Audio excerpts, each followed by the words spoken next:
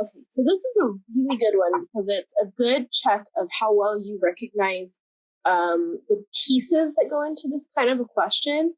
So the problem we have here is we only have the one term on the left, and it is only one term on the right, but this one piece alone has an exponent, and this does not.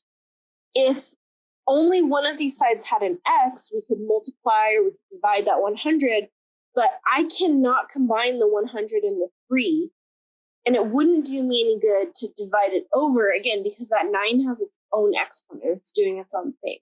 So there's not a lot we can do in the way of simplifying. What we end up doing is introducing a logarithm. So let's say ln 9x minus 1 and ln, and this is of 100 times 3 to the x. It has to be of that whole group. They don't each get their own logarithm, at least not right away. I'm going to hold off on moving the x minus 1 for just one level. I'll do it in the next step. So we've got ln 9x minus 1. I can, however, use my product rule. So I can say ln 100 plus ln 3 to the x. And do you see how that actually gives me two separate terms that I can work with? So over here, I'm going to move the x minus 1 out front. So x minus 1 grouped ln 9 equal to ln 100 plus, I'm going to move the x out front, x ln 3. Okay, so I'm going to now distribute the ln 9 to the x and to the negative 1. So x ln 9 minus ln 9 equal to ln 100 plus x ln 3.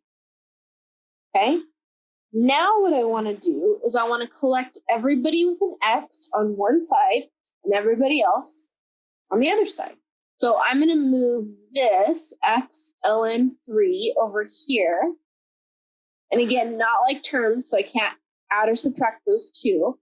And I'm going to add the ln 9 to both sides. And again, I can't actually combine anything.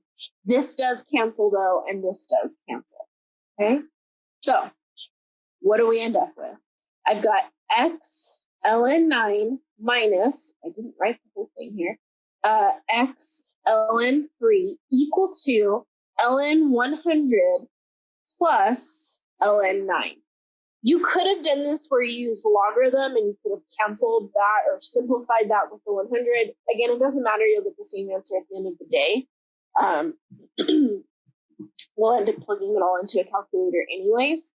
Again, we have this common term of x, so we want to factor that out. So we have x times ln 9 minus ln 3 equal to ln 100 plus ln 9. Now, there is a little bit of simplifying we can get away with here. Just a little bit. I'm going to try it real fast. I'm going to bring this x down, but this ln 9 minus ln 3, when we subtract like this, can't I rewrite it as division? Now, I only want to do this if it's actually going to help me though, right? 9 can be divided by 3, so this becomes ln of 9 over 3, which is ln 3. I wouldn't want to do that if that was like a 10 and a 3. I'm just creating fractions where I don't need fractions, right? But that means I can rewrite all of this as ln 3 because of the way that this worked out. Equal to, it might be convenient for us to do the same thing here. These are all numbers, right? So maybe we multiply and we get ln 100 times 9 would be 900. Because when we divide, I get, next, when we divide by that ln 3, when we divide by that ln 3 on both sides, again, I can't do much more with that, but at least that is simplified, right? X is ln 900 over ln 3. And don't be tempted to go an extra step. You can't divide that any further. It would have been just fine if you left it as a sum. You didn't have to actually multiply those. But this is great. right? And if you threw that on a calculator, so 900 ln divided by 3 ln ends up being x is approximately 6.1918. So we'll just go with 6.1918.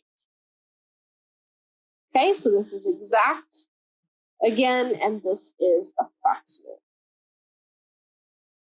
Okay, see you in the next one.